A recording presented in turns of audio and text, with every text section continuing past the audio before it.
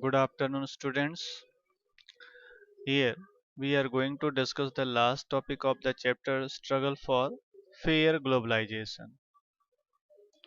So, let us begin this topic.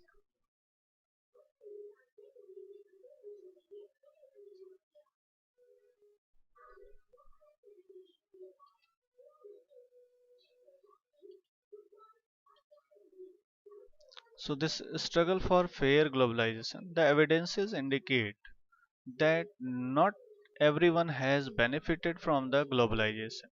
Whatever the policy of globalization was adopted in 1990s after the facing recession period in our country. Due to that globalization process, all the section of the society, or you can say everyone, has not benefited from the globalization. The people with education, skill, and wealth have made the best use of new opportunities because of globalization. On the other hand, there are many people who have not shared the benefits, means they could not share the benefits. Since globalization is now a reality, that we cannot deny this globalization, we have to be the part of globalization. The question is how to make globalization more fair. As we cannot avoid this globalization, so we can try to do some measures so that we can make this globalization fair. So what can be the means? So fair globalization would create opportunity for all and also ensure that benefits of globalization are shared better. So the government can play important role or major role in making this possible.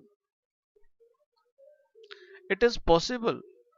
It means government policies must protect the interests not only of the rich and the powerful but all the people in the country. You have read some of the possible steps that the government can take earlier also. So let us see here in the next slide.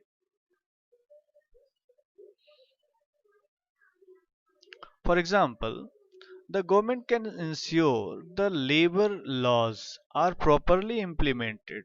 Okay, the labor laws made flexible in the country, it's okay. But even then, whatever other steps are there to be taken in the labor laws are to be followed by the companies, that also should be followed properly by the companies. So this supervision can be done by the government. Government can ensure these.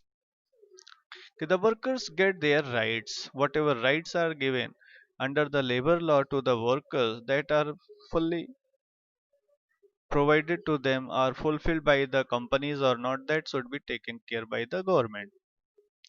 It can support small producers to improve their performance till the time they become strong enough to compete.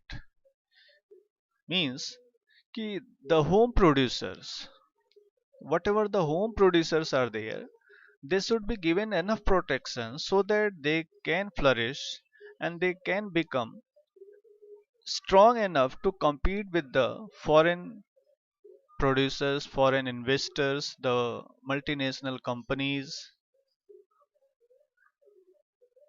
If necessary, the government can use trade and investment barriers in the form of taxes and quotas. It can negotiate at the WTO for fairer rules. These means country and the other developing countries can negotiate with the WTO for making the fairer rule for these developing countries. It can also align with other developing countries, can make alliance with the developing countries with a similar interest to fight against the domination of the developed country in WTO. So that way, this government can make align, the country can make align with the developing country.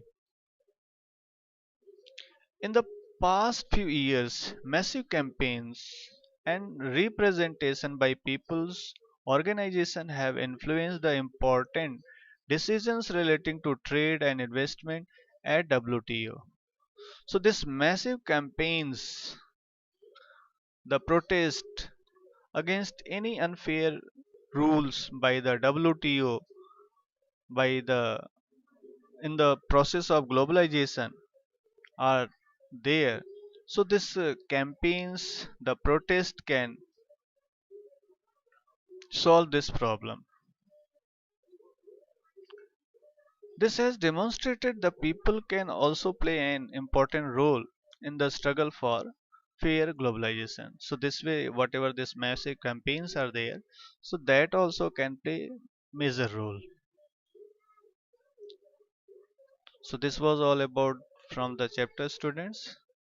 So I hope this chapter ends here and you have to complete the exercise of this chapter. So we'll meet in the next module. Till then, thank you. Enjoy the day.